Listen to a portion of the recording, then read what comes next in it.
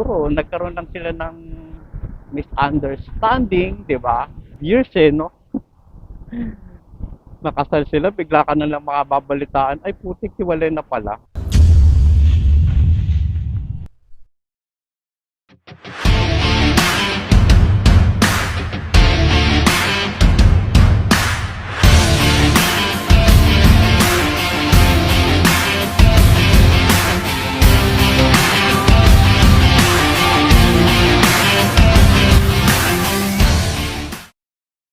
Good morning guys! Good morning, good evening sa inyong lahat. Yung Tito Odi at kayo nanonood sa Tito Moto Aw. Guys, no, nang habang pag-uusapan natin ngayon. Ito bagong bago pa, no? Kahapon lang na-confirm ni Tito Boy. Yes, guys, siwalay na daw si Bea, Benene, and Jake Vargas. Ay, mali pa. Hindi pala naging sila. Sa Pepito Manaloto pala yon. Bea Alonso at si Nick Roque. Opo, hiwalay na po sila, sabi ni Boy Abunda, guys. Balita na talagang nakalungkot, sumindak sa akin habang ako'y nasa Hong Kong, ay ang balita po na naghiwalay na si Bea at saka si Dominic Roque. I'm talking about Bea Alonso and Dominic Roque. So parang recent lang, no, nag-propose last year. Last year lang, guys, na nag-propose si Dominic kay Bea, tapos biro mo yung happy sila, no?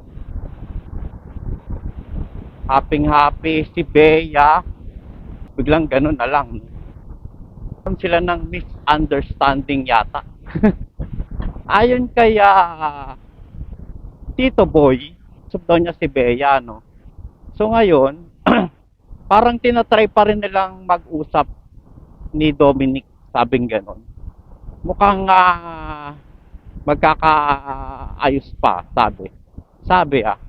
Pero ang balita, kasi si Tito Boy walang sinabi kung bakit sila nagkahiwalay, no? May balita daw na itong side ng babae, because of a prenup.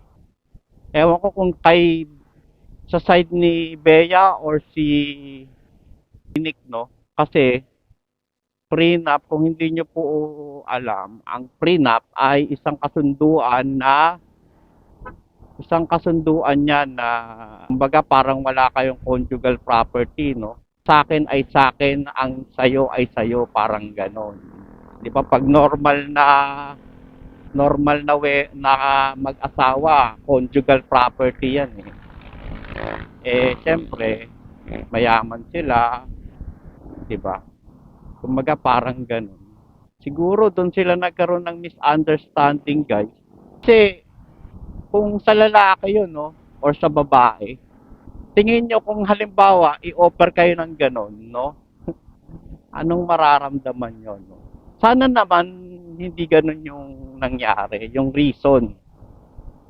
Kasi wala namang ibang reason kasi hindi naman nababalita may third party yung isa.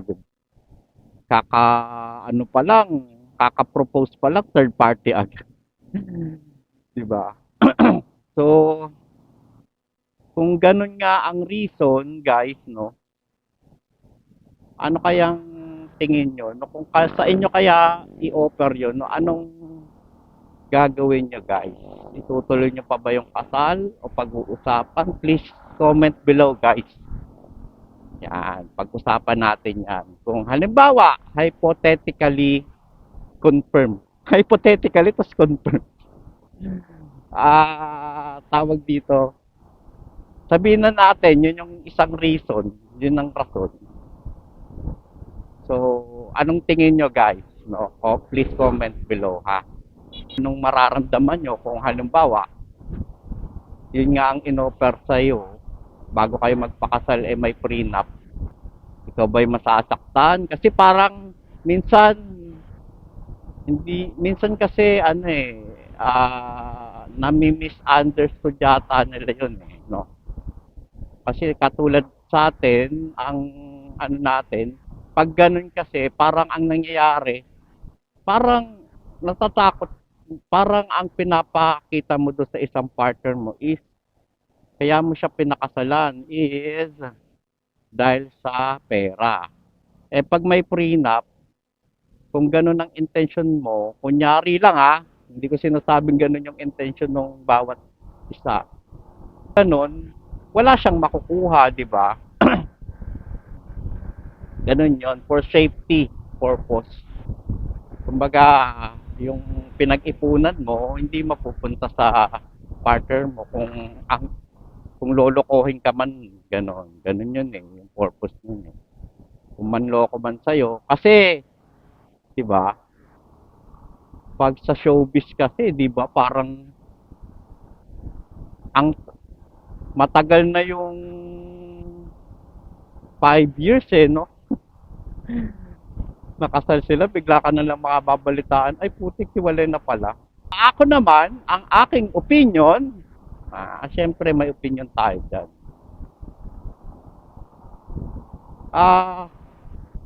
Kung ganun, maganda na rin yung nangyari kasi habang maaga pa, kung talagang hindi na kayo magkasundo, dun pa lang sa, halimbawa, sa isang desisyon, may napagdesisyonan kayo, hindi kayo nagkasundo agad.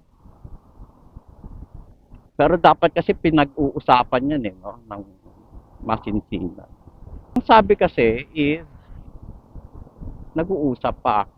Ang sa akin, kung hindi na kayo talaga magkasundo, talagang wala namang damage Kasi wala pa naman kayong anak, di ba? Okay lang, di ba? Na hindi matuloy yung kasal kung ang nangyayari is ganun nga. Nagkatuluyan kayo tapos may anak na kayo. Yung mahirap yun, guys. Magsasama kayo tapos hindi na talaga kayo magkasundo. Pero yung ibang artista may ganun no? Depende rin talaga sa usapan Kaya yun ang aking opinion lang naman, no, guys. Papakasal ay hindi katulad ng mainit na kanin na pag sinubo mo ay iluluwa mo, parang gano'n. 10 beses mo muna pag-iisipan yan bago ka magpakasal. Ganun yun, guys. So hopefully, di ba, magkasundo sila. Siguro, nagkaroon lang sila ng misunderstanding, di ba? So sana, kung talagang mahal nila yung isa't isa, kung sa akin lang, no, wag niyo mag-prenup. I don't know, bakit kasi may mga ganun pa Kasi, di ba, mahal niyo yung isa't isa di ba? Kumbaga, kung mahal niyo yung isa't isa, may tiwala kayo, di ba? Ganun yun Tapos kung halimbawa, nagloko yung isang both side, di ba? Isa sa inyo nagloko, at least yung isa, pinakita niyang mahal niya, di ba? Naging loyal siya.